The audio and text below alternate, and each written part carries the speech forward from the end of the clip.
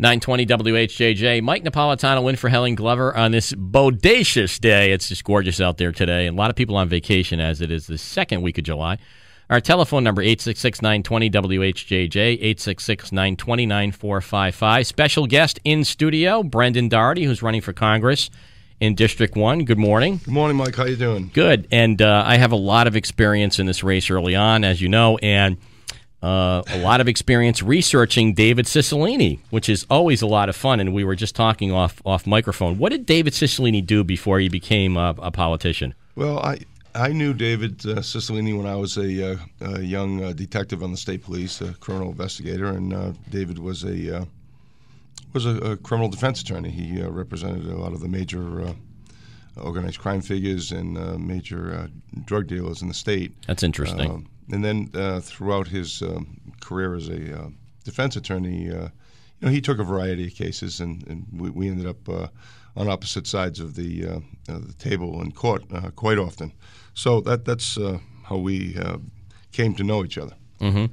And then, of course, he started his political campaign of becoming. Where was his first position? I believe he started as a state. I believe he ran unsuccessfully as a state rep, and then he became mayor of Providence. Then became a state rep, and then ran for mayor of Providence. And he came in mayor of Providence under that whole anti-corruption thing after Plunderdome. And the reason why I bring this up is because I'm looking at a story now in Go Local Prov that we're going to talk about when we talk to Tracy Minkin later this hour. Rampant fraud comes up in Providence public housing. It's right here. And it seems like there's this continuation of fraud happening in Providence. There was ProCap and Providence EDP and all these problems where there's all kinds of things going on. And my guess is, because I'll get PolitiFact on this, Doug? My guess is a lot of these people, though, are still in there from the Cicilline years that they appointed people. I'm sure there's some of them still in there. So this just goes to show you. And by the way, I just want to point out that in the city of Providence, it's all Democrats. There are no Republicans. So it's one of those absolute power corrupts absolutely where they pretty much do what they want. And this is another example of corruption. And not that there's corruption on both sides of the aisle everywhere. But in Rhode Island, it's really obvious where it comes. Most 99% of it comes from. So I wanted to point that out. Let's talk about fundraising because there is a story out on the amount of money. And you've been doing a very good job raising money. I can't for the life of me understand why anyone would donate to David Cicilline. That's just me. But it says in the second quarter he raised $300,000 and you raised $200,000, which is very respectful. It's a great number. Given that he's the incumbent. I'm very pleased as to how much we've raised so far. We worked very hard at it. Excuse me, I'm still still a raspy voice. I was here a week ago with a cold and it got better, and now here I am back again. Just out too often, too much campaigning, and you get the cold back. We raised about $210,000, $209,000, somewhere around there, and for the quarter, and we're really pleased with that. Tony Bucci, our finance chair, has worked very, very hard. And, it's easier to raise money as an incumbent, so I'm not troubled by that at all. My opponent is actually spending more money, what they call the burn rate. Mm-hmm. So he's actually spending more money than we are, but he's raised a little bit more as well. We have about $675,000, somewhere around there, on hand in the so-called war chest. So we'll continue to raise money, the fundraisers, and it's really a tough thing. This is a tough economy. It's a tough time to ask people for money. Yeah. And I never, in my previous career, I never solicited money from anyone. So it's not natural for me, but we've done well with it. I was fortunate to have a fundraiser in Washington a couple of weeks ago where we raised a substantial amount of money, and that's what brought us up over the 200 mark for the quarter. But, it just continues, and you have to have the money to get the commercials out at the end of the campaign. So I'm really pleased and really honored, actually, by the amount of Rhode Islanders and people from New England who have supported this campaign.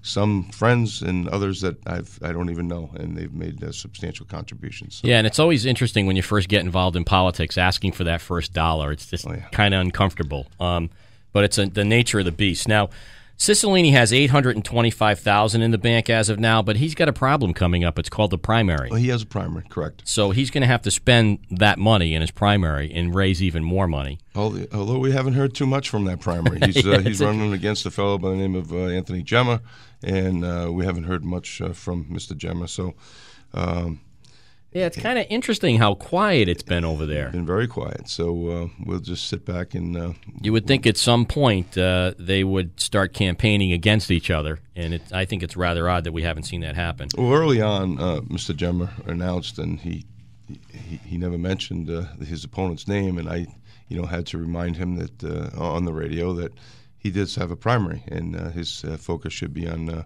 David Cicilline because he had taken a few shots at me. Mm-hmm. But yep, I remember. I think he realizes now he has a primary. It's in about 8 weeks, and we'll see where they're going.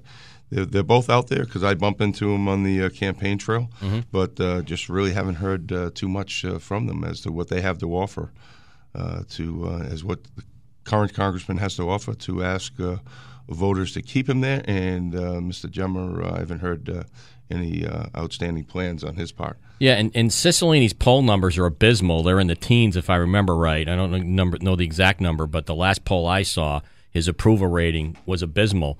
And I don't get the fact that, given the bad approval rating and his numbers as low as they are, why there isn't a big battle going on there. Because certainly if I was running or was involved in the other campaign, I'd be targeting his record every day because let's look at Providence and what a mess it is. And here's yet another story from Go Local Prov showing more fraud in Providence, particularly when someone comes into the city of Providence as the anti-corruption candidate, and then you see there's just as much corruption, if not more, over the past year or two with some of the light that's been shed on some of these programs and some of the things in Providence and the finances and everything else that's gone on. I'd have a field day with this stuff.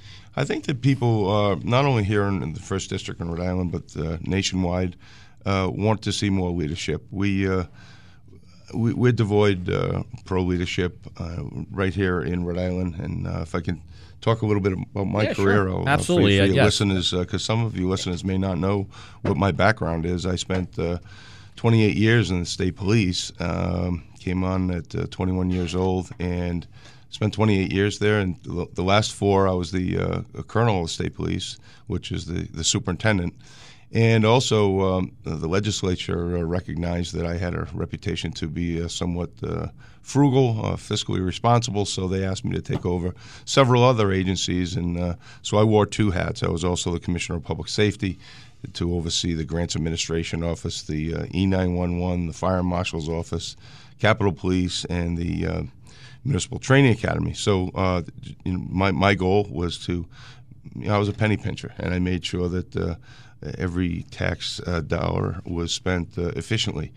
So I'm a big believer in fiscal responsibility. I believe if you watch the pennies, the dollars will fall, and we don't see that. We don't see that at all in Washington. The waste in Washington just really, I think, is so irresponsible when we're in such difficult financial times, and we have people in Washington who just spend. We've got to change the course of what we're doing. I was in Washington a couple of weeks ago, and just looking at the money some of these agencies spend. I was flipping through some of the budgets, and there's so much fraud and waste that I talk about with like that GSA party. It wasn't a party; it was a training period that turned into a party with drinking, and they actually hired a mind reader for this GSA, Government Services Agency, for your listeners. And they spent $823,000. Did you say a mind reader? Yeah, they actually hired a mind reader. They had people blowing balloons, and they had clowns, and they had drinking parties. And oh, by the way, it was in Henderson, Nevada. That was, it's just outside of Las Vegas. And people... They have the highest unemployment rate in the country right now. Room service, and yeah, exactly. But not that day, because we spent $823,000 of government money. And I just use that as an example because there's so many examples. There's the fraud in Solyndra. There's the bridges to nowhere, the sidewalks to nowhere, the silos of government that aren't cooperating or aren't talking to one another, the bureaucratic jobs. But that GSA, that's just the quintessential example of government waste. Who allowed that? And some people took responsibility for it. Some people were fired or resigned. But that's not the only time we've seen that. That piece should not have been in their budget. That $1 million should not have been in their travel budget and their training budget. So I just think we need to take a look at a lot of these, all of these government agencies, including the Federal Department of Education and others, and look at their budget and cut out the waste. Because when hardworking Rhode Islanders and hardworking Americans are trying to put food on the table and raise a family, and we have that type of waste, it's just despicable. Oh, I agree. All right, we were talking about fundraising and some of the things going on in Washington. I wanted to mention, too, you just had a huge fundraiser last week with Scott Brown. Yeah, I was very pleased. At Metacomet Country Club. Scott Brown came out. It's funny that I you can't make this stuff up. I met Scott Brown when we were about 14 years old. We were at a basketball camp at Stonehill College. And I ended up in it well, Stonehill. Yeah, that's right. And I ended up in the quarterfinals of the one-on-one tournament and at the camp. And I remember it well because I had a battle with Scott Brown. And that's funny. Yeah, Wow. and so I talk about it today. I say that, one-on-one games, you call your own fouls, but Scott wouldn't call his fouls. So he won that game. I have to admit that. So and then we reconnected at about 23, 24 years old, playing in men's leagues in Rhode Island and Massachusetts. And he's just a good guy. Scott's a good friend, and he came out to help us out, and it was very successful. Really. Yeah, I went to that. It was packed. It was packed, and I was very pleased, and that helped us out to start this quarter. Yeah, he's got a big battle going on in Massachusetts. He does, but Scott is someone who is able to find common ground. He's able to find solutions to problems. I think people in Massachusetts, at the end of the day, I think will want to keep Scott back in office. Okay, tell me. I'm interested in this story. I've heard you talk about this before, but the building of the new state police headquarters. Supposedly, it was going to be very, very expensive, and you had a hand in lowering the costs on that project. Correct me if I'm wrong. Yes, no, that's correct. It was, I've always been a penny pincher, and I think that goes back to when I was a kid. Let me tell you my story. When I was in high school, we did well as a family, but my dad was a dentist and a sole practitioner, and he got sick in my senior year in high school. And my dream was to play college basketball, and wasn't fast enough to play in the for PC or for some of the larger schools. But I did have a partial scholarship to Bryant University at the time. A fellow by the name of Tom Foliot, an old PC star. Let me interrupt you. You went to Bryant University? No, I had. I was about 2 weeks from going to Bryant. Okay, but I had a partial scholarship there. But anyways, long story short, okay. my dad got sick, and about 2 weeks before school started, I realized I can't give my father that bill. So I bypassed my lifetime dream to play college basketball. Mm-hmm. Switched over, went to Rick, worked my way through college, worked at the old Civic Center, which is now the Dunkin' Donuts Center, and several other part-time jobs, and then was able to get into the state police. But it was during those times when I can remember counting dimes and quarters in my ashtray to just have enough gas to get home from school and to get around. So it was tough times I went through. So that carried on through my adult life, and in the state police, I wanted to make sure that every dime that's spent, taxpayers' money, would be spent efficiently. So when I came back as superintendent, and just for your listeners, I had retired in 2004, and I was in the private sector for 3 years, and then Governor Kacheri asked me to come back as superintendent of the state police. This is a long story, but I'll make it short now. Okay. So when I came back, the state police had been granted the authority by the taxpayers in a bond referendum to build a new state-of-the-art state police and public safety headquarters. So they approved I believe it was $40 million for that project, and $48 million, and $8 million was carved out for another for Fire Academy. So $40 million for the project. And when I came back, I asked where the building was. Well, we were at the end of the planning and design process. They were in what I considered the ninth inning, ready to break ground, and no one could answer me as to where we were on the project. So I asked for an emergency meeting at One Capitol Hill, and all the stakeholders were there, from the Department of of all the regulators from the state and one Capitol Hill Department of Administration. And in the meeting, everyone was excited about this new project. And I asked, well, where are we with costs? Because the taxpayers gave us $40 million. And I couldn't get an answer. I said, listen, I'm going to stop the project if I can't get an answer. Anyways, one fellow... That doesn't happen in government. Exactly. Come on. So one fellow raised his hand, and he said, we're up to about the 70, maybe over $70 million. I said, well, who can take responsibility for this? Because, or why? And why is the cost so high? And he basically said, and nice fellow, he said that the cost of materials have gone up, the time, because of the time has lapsed here, the prices have gone up. I said, well, the taxpayers gave us $40 million, and you're telling me now it's $70 million, I'm stopping the project, which was not popular at that time. Some people were angry that I did that, but I thought that I needed to do that to take responsibility for the taxpayers. Somebody had to stand up for them. And I walked across the street, and I told Governor Kacheri. He was not aware of it. I called it a runaway train. He was not aware that the cost had been up to $70 million. So long story short, we value engineered that building. I did. I put a team together, value engineered the building, shrunk the size, and it's just what they need. And we built it on time, on budget, for $27 million, which is under the original $40 that the taxpayers allotted us, and way under the $70 million runaway train that had been created. Wow. So I'm proud of that project because absolutely. I saved the state millions and millions of dollars. Yeah, and this is one of the problems when government's involved in construction. You always see these things where costs go up. But I would think if you're signing a contract with a company to build something, that the cost would be in the contract.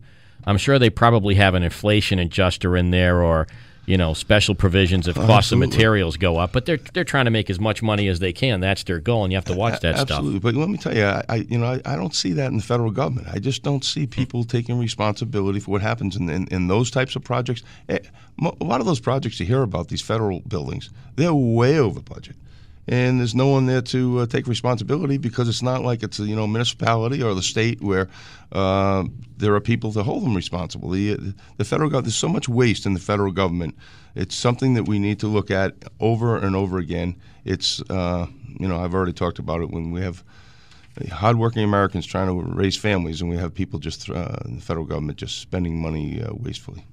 All right, we're going to take a break right here. We're speaking with Brendan Doherty, who's running for Congress in District 1. And I believe we're going to be talking to Go Local Prov after this break, and then get back to more with Brendan Doherty. It's about 7:30 right now. Let's get the latest headlines in our newsroom and check your Storm Team 10 forecast right here on 920 WHJJ. Good morning, Department of Employment Security. And they, in fact, were committing fraud themselves. So they followed around. They had 4 investigators, and they followed them around for a few months to see what they were doing with their 40 hours a week. And one guy was working a part-time job over in Cumberland at one of the Chinese restaurants, and they were knocking off early every day, going shopping. They were abusing the system. They weren't that happens sometimes when people are just given too much leeway, and if they don't have to punch in at 8 and they don't have to punch out, unbelievable. They're on the road all day. But honest people don't do that. Those people that you're talking about, and there's so many cases that I was involved in my career of obtaining money under false pretenses. I remember years ago we had a guy, he was an executive for the state, and he would come into work at 7 o'clock in the morning and leave by 8 o'clock, and he was supposed to be inspecting things throughout the state, and I won't say his name, but we learned that he was actually going home at that time at 8, 9 o'clock in the morning, and he would stay home all day until about 3, change up again, come into work, and talk to a few people and check out. So it looked like he worked all day. Well, we surveilled his house, and it had to be a patent. We needed to show a patent of that activity. Yeah. And this guy was making a lot of money. And we surveilled him while he would mow his lawn and lie out in the sun and read newspapers. And that went on for over a month. And we actually charged him, rather than terminate him and fire him, we charged him with obtaining money under false pretenses, which was his paycheck.